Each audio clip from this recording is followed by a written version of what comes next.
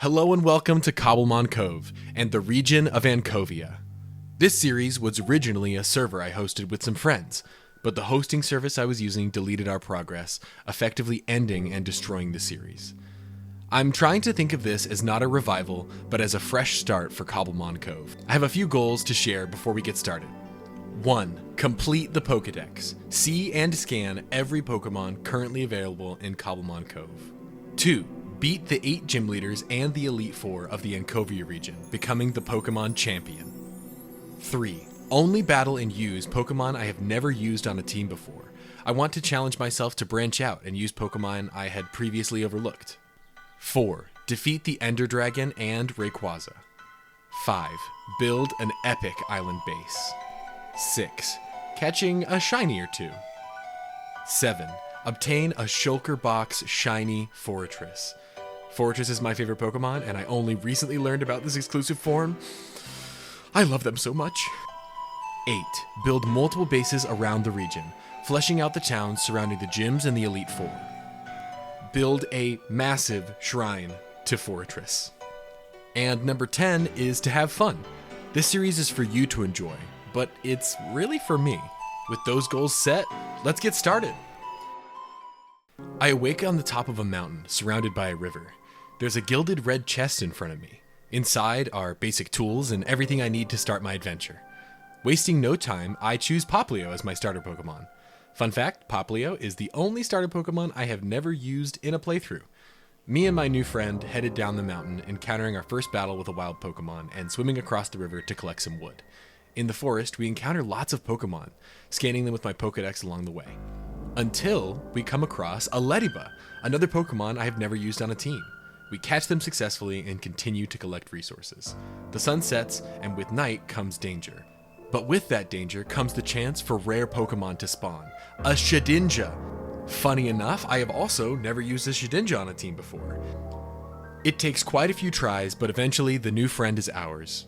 We scaled back up the mountain, and I decided to build my first base inside this mountain cave. The next morning, when I exit my hole of a base, there's a new friend waiting for me, a Joltik. When I was younger, I always thought Joltik looked a little funny, so it was never a great option for my teams. But now I love this little guy. We successfully catch them and continue on our way, scanning Pokemon to fill our Pokédex up with all the local Pokemon. In our scanning, we came across a Houndour. I was surprised when trying to remember if I had ever used this Pokemon. I guess I had not. This Pokemon is so iconic, and its evolution is even more so. How had I never used it? Unfortunately, my last few Pokeballs had a different idea. To get over my sadness about losing Houndour, I decided to seclude myself in the mines. I started to dig a staircase down and found some coal and some copper. I can finally craft Pokeballs. The sun rose, and I was greeted by this lovely bundle of joy, Kamala, yet another Pokemon I love but have never used in-game. Fun fact about Kamala, this Pokemon is born asleep and never wakes up. Every movement it makes, whether eating, battling, or even holding onto its log, is actually done while it's dreaming. Its entire life is spent in a perpetual slumber. Isn't that fun? After catching our new friend, I headed back across the river to harvest apricorns and berries. The apricorn tree gave me a sprout! Exploring a little further revealed a beach with a shipwreck. In the chest were some useful Pokemon items, an unbreaking 3-fishy rod, and a mysterious map. Traveling back home, I came across what seemed to be a weird tree. Looking a little closer, I realized it was a dig site. I was so excited to eventually come back here and find some Pokemon fossils. I then spent the rest of the night mining. Finally, I had enough iron to craft a bucket, a sword, and a shield.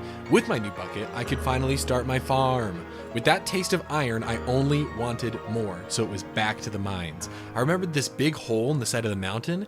Exploring the hole was harder than expected. A skeleton immediately started to attack. Unfortunately, because of the water, it was able to knock out Lediba.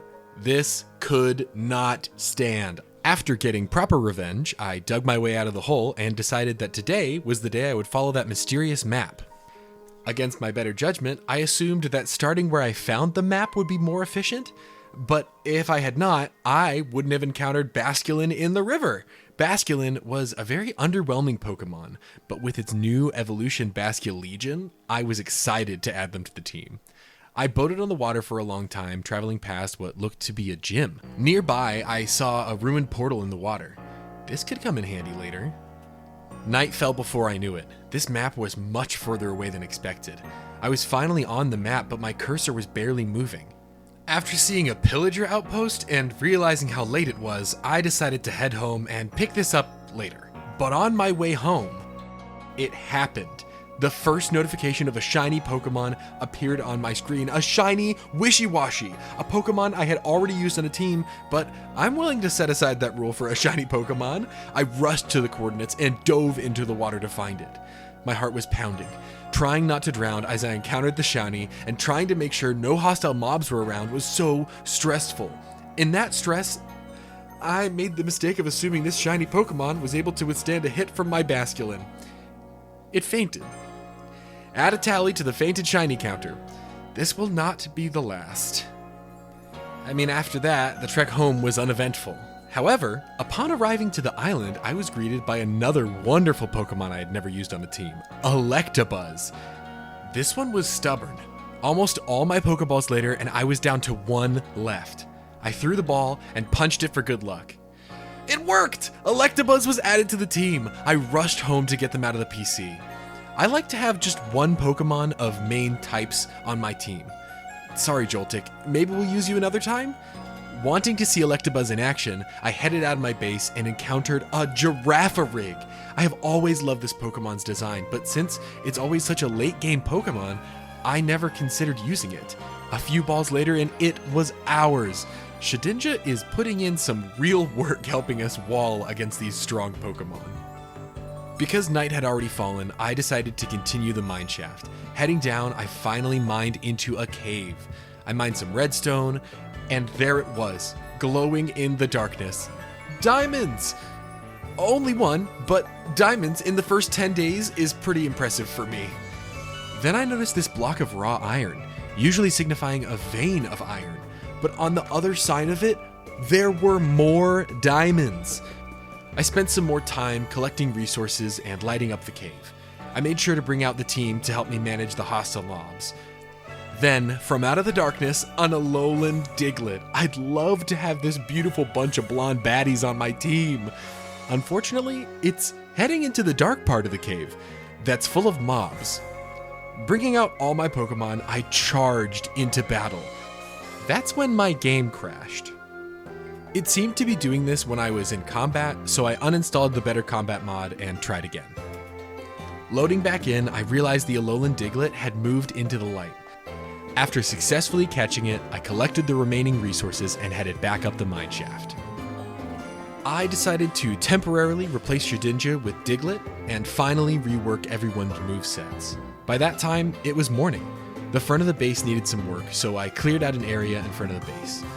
I brought out the whole team for a family picture and took a look at what we have accomplished so far. Night fell suddenly, and I decided I finally wanted to feel safe in my own home. Crafting a ton of torches, I ran around, placing them all over my island. A temporary solution to the hostile mob situation. My torches, however, didn't get rid of all the mobs that had already spawned.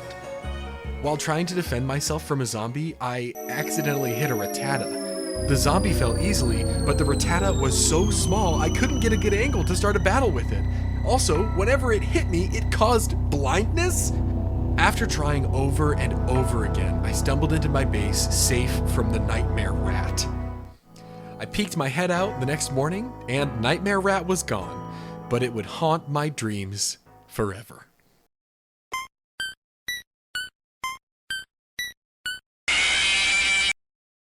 I was sick and tired of not having a bed, so I crafted some shears and decided I would start a sheep farm. I dug a hole and grabbed my wheat, started running around with it in my hand, but none of the animals would follow me, not the cows or the sheep. Some mod I have installed must be causing this issue. I settled for harvesting the wool of the sheep that were wandering the island, and I finally made and placed my bed. Obtaining this feather from a Pidgeotto, I finally had what I needed to make a brush. Back to the dig site I went, brush in hand, ready to unearth some rare artifacts. The one thing I forgot to bring? Torches. Sorry, the start of the montage is a bit Hard to see, but I eventually find coal and light it up.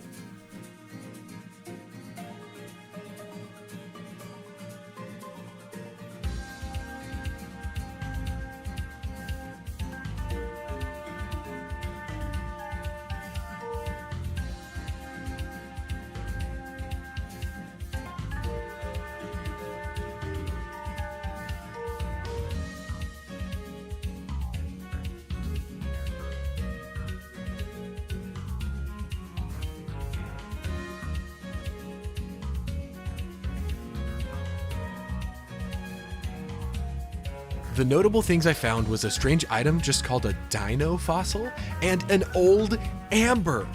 Next on the list is reviving this into an Aerodactyl. By the time everything was excavated, the day was done. I ran home and stashed all my loot from the dig site. The next morning was day 10. I started by expanding the farm to include sugarcane and orange berries. I realized that if the wheat wasn't luring the sheeps, I could use my fishing rod. Unfortunately, I didn't see how fast the durability was draining. Rest in peace, fishing rod. At least I was able to trap one sheep. That's not enough for a farm, so instead I used the rest of my Pokeballs to catch these Wooloo. I named them Tiny and Mike. If you know, you know. Returning home to sleep in my new bed for the first time wraps up this first episode. What do you think of the Pokemon I caught?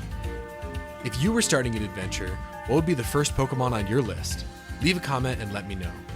I hope you enjoyed this first episode as much as I loved making it. Because I'm so new to this, I am 100% open to constructive criticism, tips, or help in the comments. With that, I'm Atlas at last, and you're a tiny little flower.